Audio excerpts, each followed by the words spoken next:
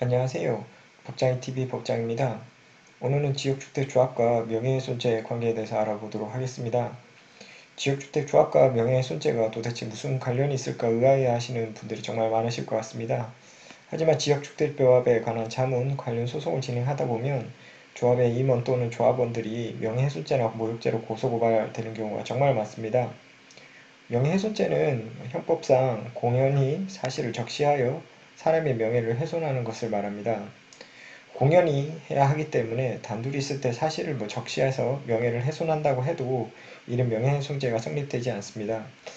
공연히 해야 하기 때문에 단둘이 있을 때 사실을 적시해서 명예를 훼손한다고 하여도 명예훼손죄가 성립하지 않습니다.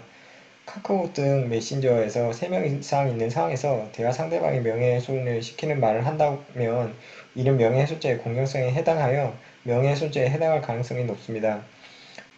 정확히는 카카오톡 등의 메신저 등을 이용한 경우에는 정보통신망법에 의한 명예훼손죄에 해당합니다.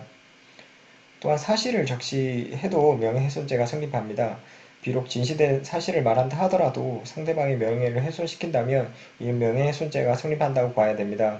물론 허위사실을 적시해서 명예를 훼손시키는 경우는 더욱 가중 처벌을 받게 됩니다.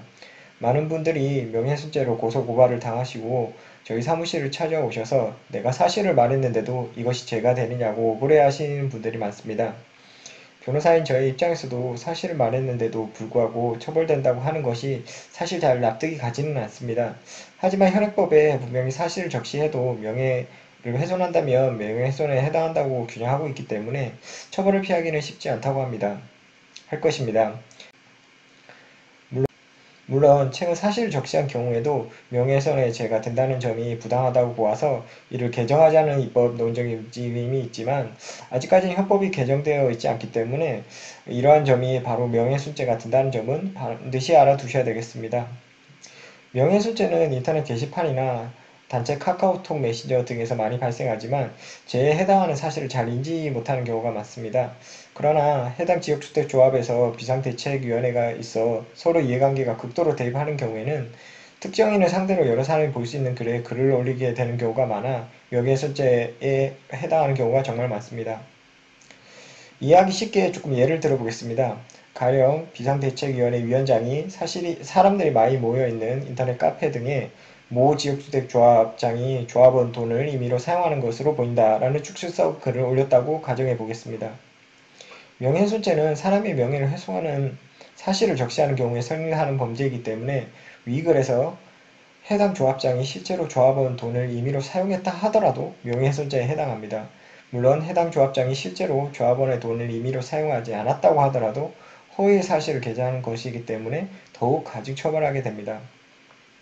물론 해당 발언을 한 사람에게 별다른 전가가 없다며 벌금형으로 마무리될 가능성이 매우 높지만 조합규약에 따라 조합과 관련된 벌금형이 확정으로도 조합원의 임원의 결격사유에 해당해서 임원 자격을 상실하는 경우가 있으며 해당 발언을 한 사람이 공무원인 경우에는 벌금형만으로도 징계 절차가 진행될 수 있다는 점에서 그 불이익이 적지 않습니다. 명예훼손죄와 달리 모욕이라는 것은 사람에게 욕설을 하는 것을 말합니다. 명예훼손죄는 사실의 적시로 인해 성립되는 범죄라는 점에서 모욕죄와는 차이가 있습니다. 따라서 인터넷 또는 카카오톡 등 메신저에서 특정인을 욕설한다면 모욕죄에 해당합니다. 모욕죄를 예로 들자면 여러분께서 많이 알고 계시는 욕설을 생각하시면 됩니다. 가령 모 지역주택조합장은 X신이다, X같은 놈이다 등 일상생활에서 많이 들으시는 욕설이 거의 모두 모욕죄에 해당한다고 보시면 됩니다. 지역주택조합에 관한 자문 및 소송을 진행하다 보면 여러 법률 자문을 하다가 결국 명예훼손죄나 모욕죄에 관한 업무를 맡게 됩니다.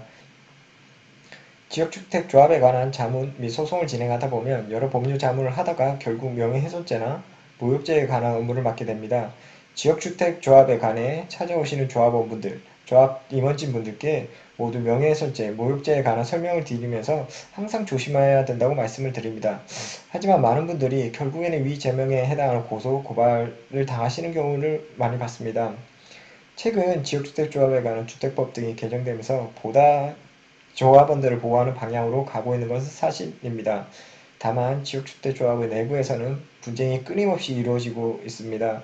지역주택조합 집행부, 비상대책위원회, 기타 조합원 모두 지역주택조합의 주택사업의 성공을 염원하는 것은 모두 동일하다고 할 것입니다. 저희 변호사 사무실에서도 지역주택조합에 관한 자문 소송을 주 업무로 하고 있는 만큼 관련 정보나 법률 문제가 있다면 소개하는 영상을 많이 올려드리도록 하겠습니다. 구독과 좋아요 꼭 부탁드리겠습니다. 이상 법장이TV의 법장이었습니다. 감사합니다.